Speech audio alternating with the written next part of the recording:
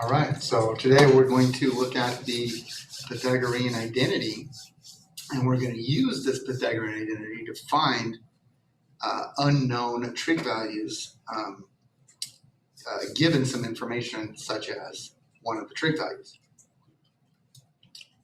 Okay, so what this is this is an alternative to having to draw a triangle, but I will kind of show both ways along with the lesson so you guys can decide which you like better.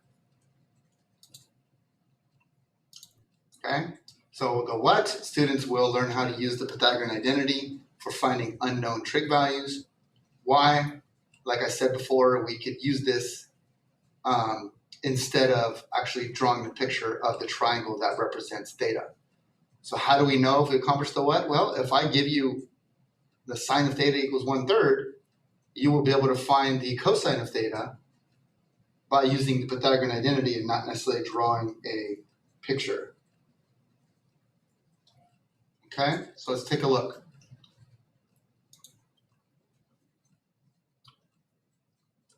Okay, so Pythagorean identity. So basically what's happening here is like sine squared plus cosine squared equals 1. Okay, so remember, if you have a triangle, the parts of the triangle is a squared plus b squared equals c squared. But when we're looking at a unit circle where the hypotenuse is 1, right, the opposite side is the sine, the adjacent side is cosine. So that's where the a squared plus b squared equals c squared. Okay, that's where it just comes from the triangle. So again, we can use this or we can draw a triangle. So which way will you choose? Well, today for this one, we're going to be using the identity, but from here on out, you choose what you want. Me personally, I like to draw the picture. I feel like it's easier. It kind of represents more to me than using this identity. Okay, so the reason why we would use this, and the only time we can use this, is if like there's some way we're given a sine or cosine. Like I could give you secant or cosecant, which you can easily turn into sine or cosine.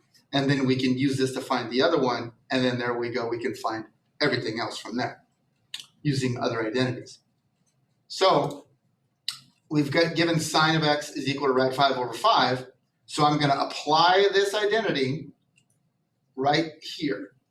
Okay, so that means that I'm going to replace sine of x with rad 5 over 5. So I have to square it because remember it's sine squared. So I'm going to square rad 5 over 5 and then I'm going to solve for cosine. So I'm going to eventually have to take the square root in order to get rid of that square. Okay, so I square this, I get 5. I square that, I get 25. Then I got to move it over, which means I'm subtracting 5 over 25 from 1, okay? But to do that, I have to make 1, I have to do something to it so I can subtract it. You know, here's why students don't really like this, because they don't like fractions. But it's actually easy because this becomes 25 over 25, which when you take away 5, you get 20 out of 25.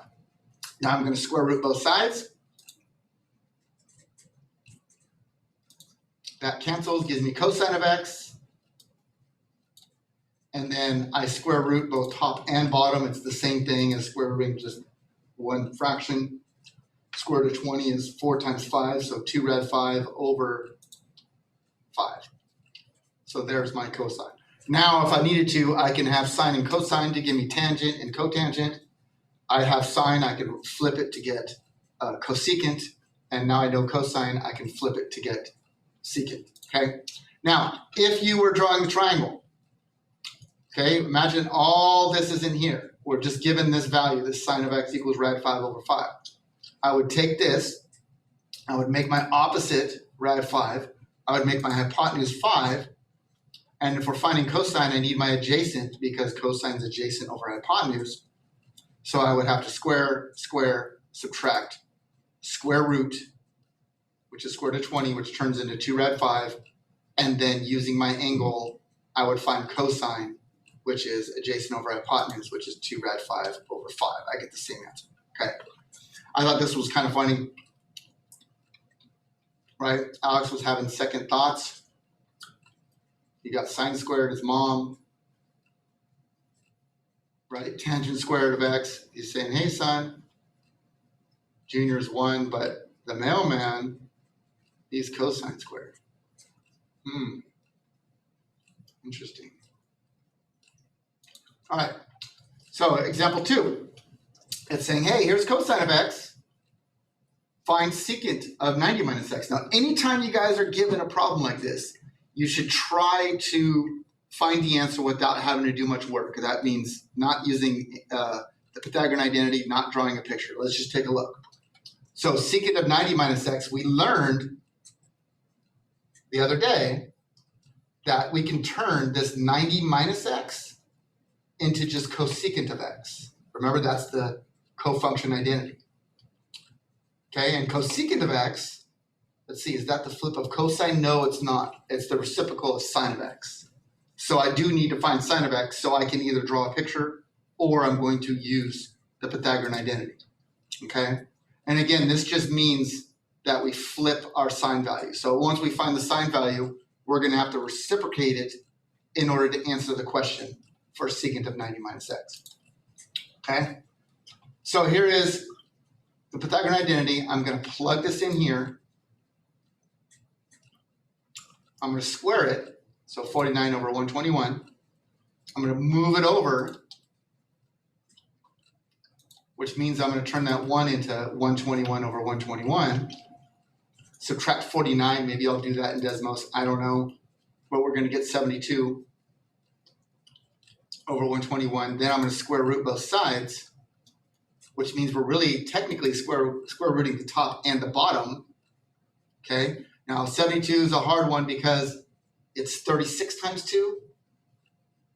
And then 121 is easy because that's 11. So 36 times 2, the 36 comes out and becomes 6 rad 2.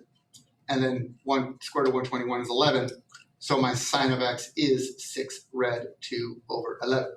Now some students might say, well, Ms. Sexton, it's supposed to be plus or minus right here. Yeah, you're right. It is supposed to be plus or minus.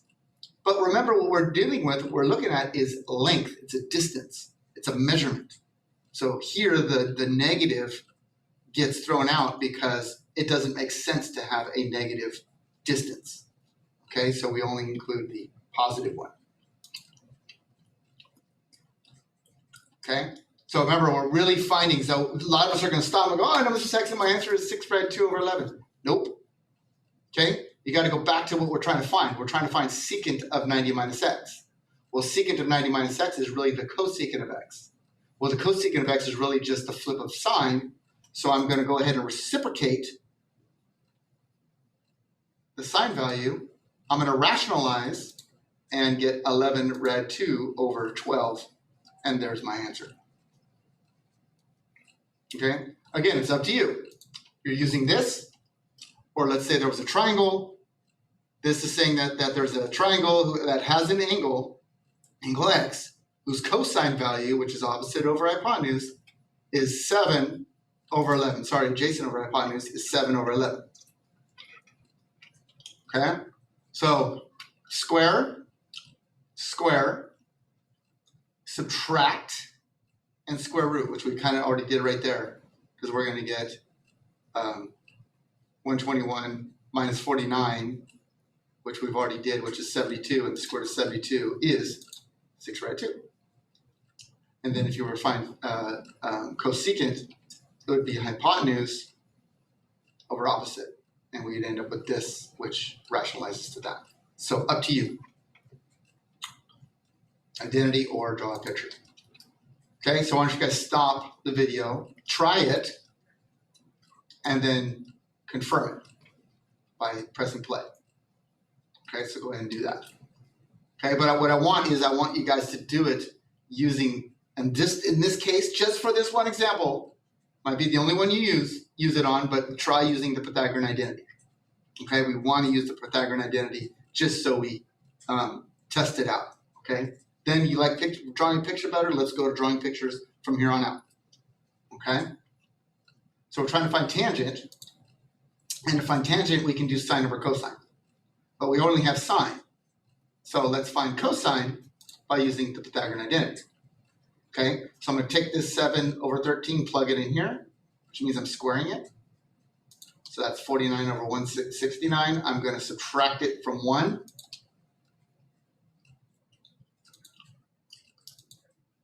So I get 169 minus 49, which should give me 120.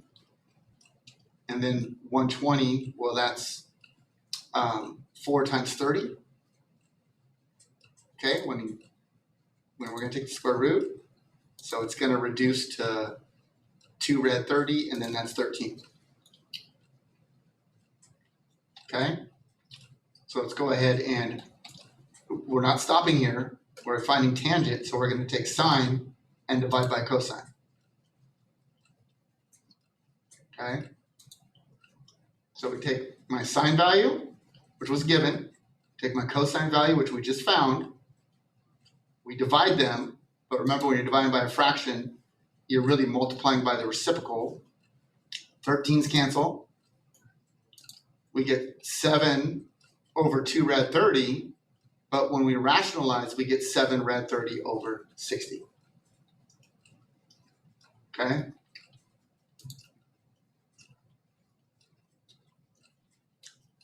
All right. Best pickup line ever.